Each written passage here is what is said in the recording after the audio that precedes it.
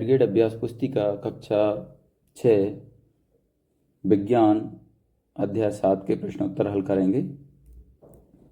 अध्याय का नाम है गति एवं दूरियों का मापन।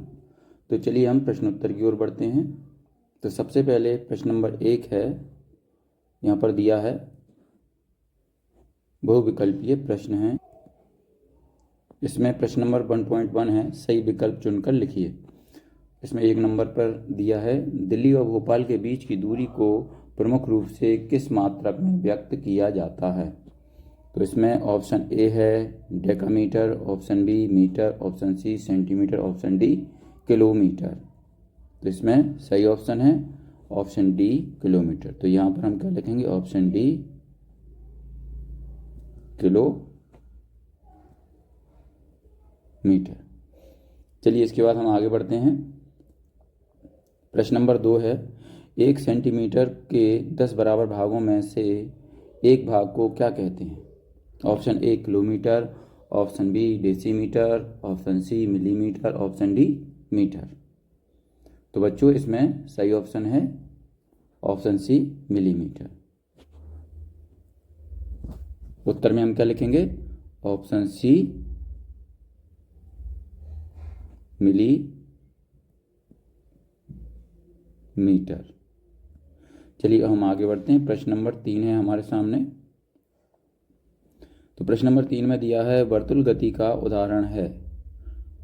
4 ऑप्शन दिए हैं, जिनमें से ऑप्शन ए है मार्च पास्ट करते सैनिकों की गति, ऑप्शन बी झूला झूलते बच्चे की गति, ऑप्शन सी बिजली के पंखे की पंखुड़ियों की गति, ऑप्शन डी आकाश में उड़ते पक्षी की गति।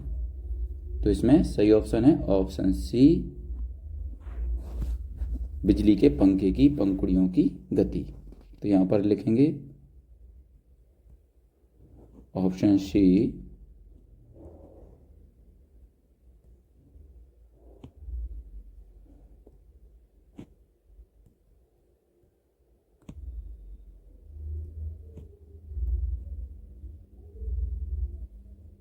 बिजली के पंखे की पंखुड़ियों की गति। चलिए हम आगे चलते हैं। चौथा प्रश्न है हमारे सामने, फर्श पर लुढ़कती किसी गेंद में कौन सी गति पाई जाती है। ऑप्शन ए सरल रेखीय गति व आवर्ती गति, ऑप्शन बी सरल रेखीय गति व घूर्णन गति, ऑप्शन सी सरल रेखीय गति व वर्तुल गति, और ऑप्शन डी केवल सरल रेखीय गति। तो इसमें सही ऑप्शन है ऑप्शन डी केवल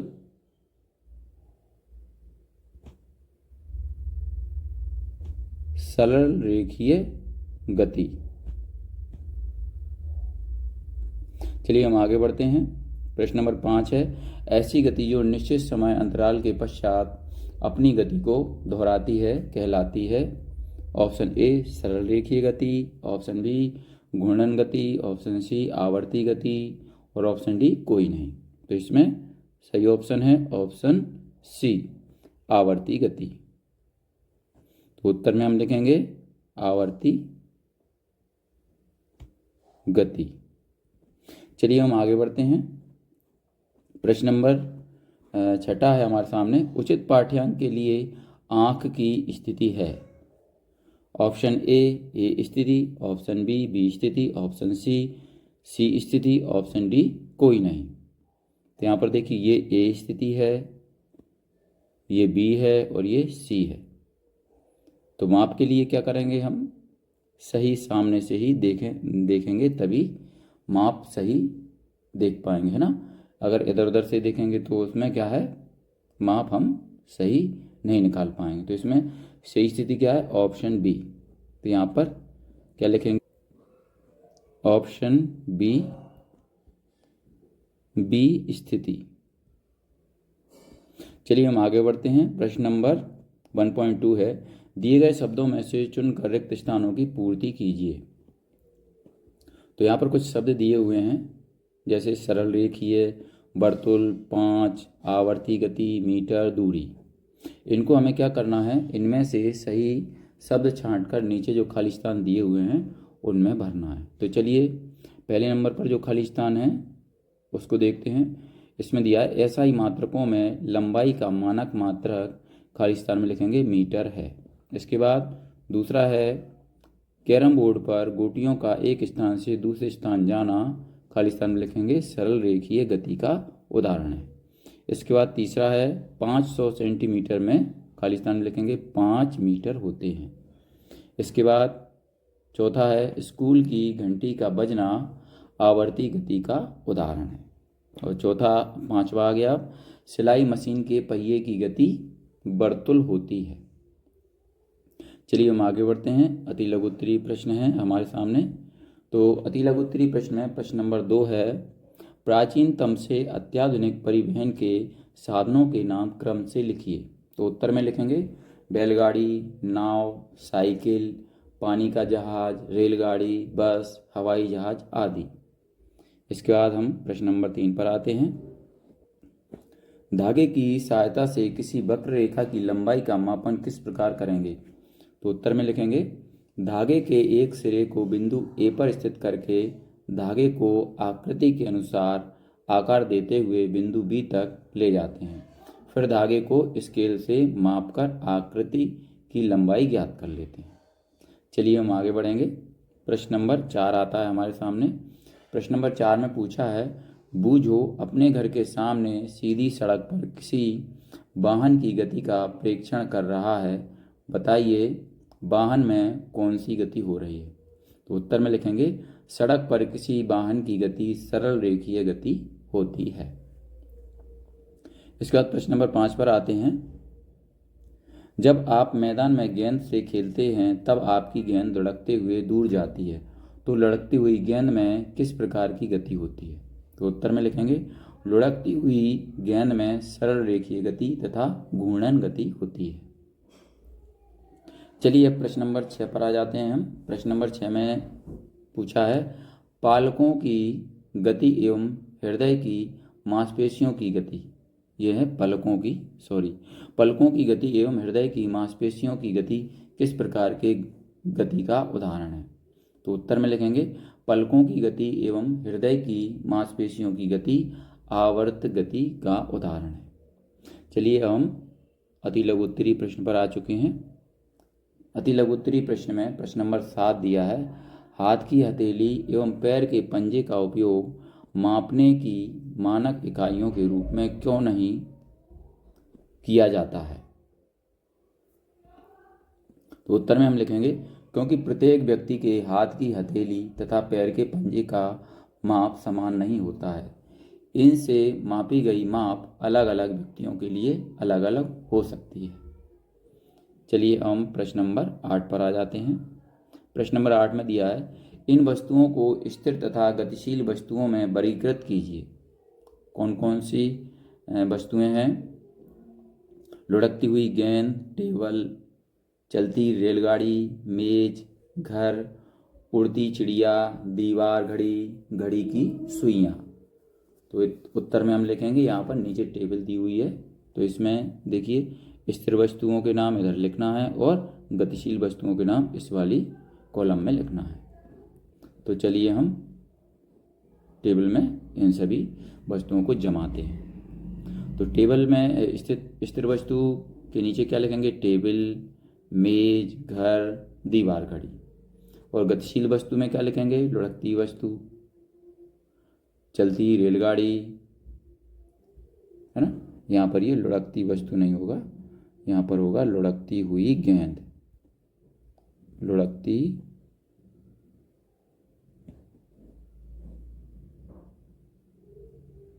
हुई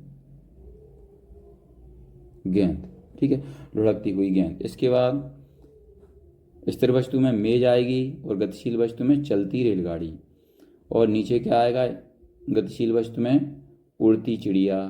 फिर इसके बाद क्या आएगा घड़ी की सुइयां। ये सभी गतिशील है, तो ये गतिशील वस्तुओं में आ जाएंगी और जो गतिशील नहीं है वो कहाँ आ जाएंगी स्थिर वस्तु वाले कॉलम में। तो चलिए हम आगे चलते हैं। प्रश्न नंबर 9 दिया है आगे। किसी वस्तु की लंबाई 2.54 मीटर है, इसे सेंटीमीटर तथा मिलीमीटर में व्यक्त कीजिए। तो उत्तर में हम इसको हल करेंगे। 1 मीटर बराबर कितना होता है? 100 सेंटीमीटर का होता है। इसके बाद 2.54 मीटर बराबर 2.54 गुणित 100 सेंटीमीटर। तो 2.54 में 100 सेंटीमीटर का गुणा करेंगे तो कितना आएगा? 254 सेंटीमीटर। इसी तरीके से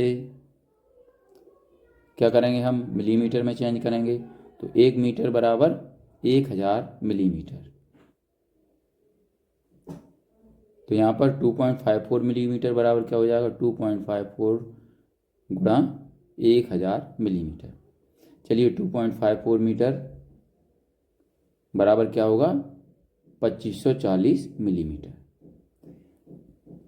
चलिए अब हम आगे प्रश्न नंबर 10 पर आते हैं। प्रश्न नंबर 10 है, घड़ी की सुई और स्कूटर की गति के बीच क्या समानताएं और अंतर हैं, लिखिए। तो उत्तर में लिखेंगे समानताएं पहले लिखेंगे। चलते समय दोनों वर्तल गति करते हैं। असमानताएं क्या हैं? असमानताओं में लिखेंगे साइकिल सरल रेखा में गति करती है, अपना स्थान परिवर्तन करती है, जबकि पंखा एक ही स्थान पर रहकर वर्तल गति करता है। यानी वो साइकिल जो है वो सरल रेखा में गति कर रही है और पंखा वर्तल गति कर रहा है। चलिए अब हम आगे बढ़ते हैं। दीर्घोत्तरीय प्रश्न आ चुके हैं।